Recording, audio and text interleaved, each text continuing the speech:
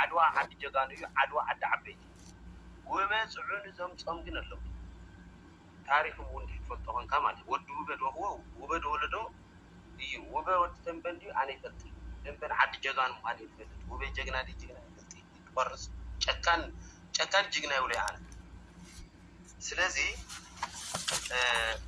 misunderstanding بيرخا أي تقولون سومالي هم دول فور بيرخا كلاي زرخ لنا وين رخب تركبت يوم بوليتيكا زي دكتور بوليتيك لمن دي قال سولله نزوم قلعو يوم ناتوهالو ناتساددو زنورو مناسي بارتي كلهم نعي مع رأيهم لك كلهم تحاول كلهم عبيدين إشي يقولون بارتي زغونه أمريكا بورد أستوى بمولو نعي سمرتنا تيزولو ويتك إنه اللغة أنا ودرايا كم سمرتكم واو سلازي كلهم ناتيهم بسام يوم تركوات عادي وتقدر يكون يدرك وتقدر تركوات وين ما تدرس اللي وتقدر أمني كده لله ما سلازي أنا هنا ناير كلهم بارتي تاتينا السام يوم تمرحو فودادي رامي يكون توت عاتيهم يكون بارتي يوم تمرحو عادي بحق سرعات زوجة بارتي ورد ديب بقى سلازي أفلا لا يبلي أو كلهم نايم على يوم لك سلازي مسيوم قاعد يسكس كبري تدالو قال تكني يمسي تدالو برتلو حقافي ديال قالون يفوتو يعني بايزو مسرت حجز عامن بر حقافي تقوينو اوبجكت له مالتي سابجكت بالو مالتي حدا كلهم حق فلان له مالتي نعوم دحنا على السو كم حدا واركا خوينو ما نو حقي واركا بحقي نبر حقافي مطبخ دبال انا ازي قال زون ባህላዊ ካለ ባህላውያን ዝብል ካየ ብካን እዞም ናተይ መርሕቲ ለለው ባህላውያን ካብ ተቆነሮም ኣብ ውሽጢ ባህሊ ተጠንፊ ነሮም ዘለውዎ እሕና ጀነራላቲና ፓርቲ ኮናን ኣብዚ ንፅምበርን እምብልና ይዞሉ እዚኦም ከዓ ዘመናውያን እዮም ጻድቃን እውን ምሁር እዩ بخالم قلص الخطلو بوليتيكانيا ايو نخلهم تمرحوهم ودس يبلن تخيلوا البوليتيكا ولا نعانا له تمرح الناس يبلك الله قليسو تمرحنا يقبلوا امين يله صادقان امنغو زغاغي تخوين ناوي تخدلها كلو ግን ግድኒ ስለዚህ نخلهم تمرحنا دس يبلن ግን نخلو تمرحولو تبللها انا يقول مرحلة ده ندري نعيقني مرحني كنيات وتدروا ليكي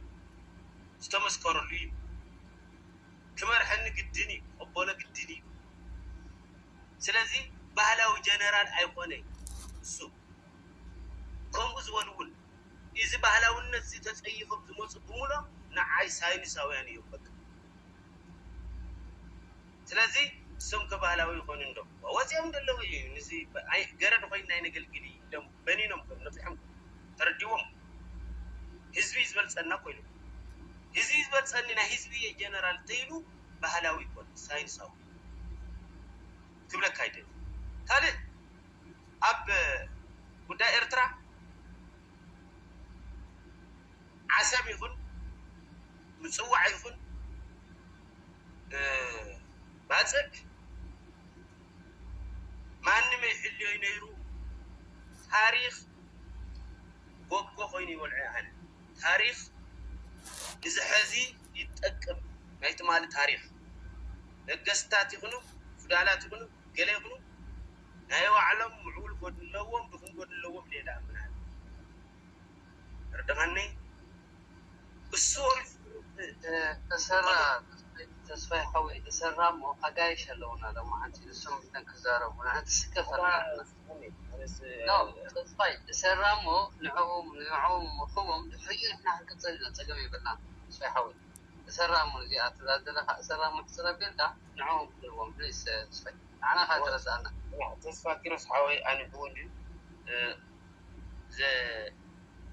زحات استعرف إنك يلبر عن الموس ودي عندي أي بحري أبوتاتنا يقولون حاسهم سدوم نور أبوتاتنا بتيهال أي بحري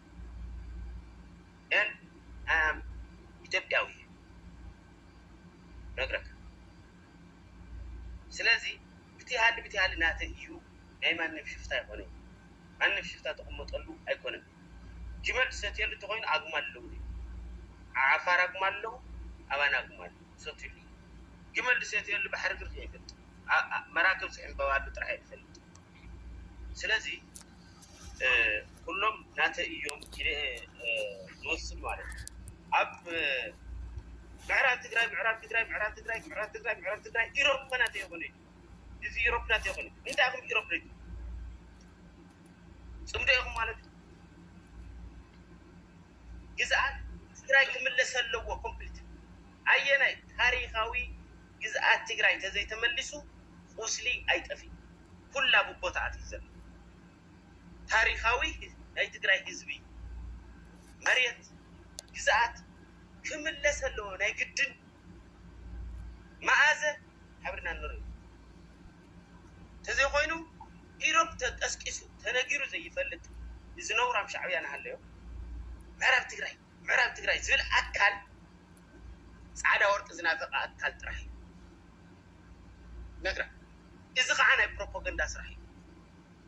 ኩሎም ንዓይ ማዕረ እዮም ምዕራብ ትግራይ ተተፈናቒሉ ሓወይ እዩ ናተይ እዩ ኢሮብ ናተይ እዩ ኩሎም ምሳይ ኣሚኖም ምሳይ ዝነበሩ ንዕኦም ኣሚነ ምስኦም ዝነበርኩ እየ ስለዚ ኩሎም ይምልከቱን እዮም ኣጀንዳ ምዕራብ ትግራይ ዝግበረሉ ኣብ ኢትዮጵያ ኢለሎ ምዕራብ ትግራይ ኢሮብ ግን ኣብ ናይ ደገ ሓይሊ ኢለሎ ቴንኪዩ ዳዓበቲ ክቡሮም ኣለኻዶ post-war my needs national reconciliation, economic recovery, and social healing. So, to ማለት ምስ ኢትዮጵያ መንግስቲ ሲ እዚ ንክንገብር ታ ዓይነት ነገራት ክትገብሩ ሓሳብ ኣለኩም ኤንድ ናይ ኢትዮጵያ መንግስትስ አባና በአማርኛ ላውራ አማርኛ ለምን ትግርኛ ስለሚከብደኝ እና ኦኬ እና የኢትዮጵያ መንግስት ጋር እንደዚህ አይነቱ ግንኙነት እንዴት ነው የምናስተካክለው? ከጣፋሚ ጋሊውም ማንጋ በትግርኛ አለ I can't live out like okay እና ይሄንን እንዴት ለማድረግ ትፈልጋላችሁ? ከዛ ሌላ ደግሞ እኛ ማለት ነው በኢትዮጵያ ሁለተኛ ጥያቄ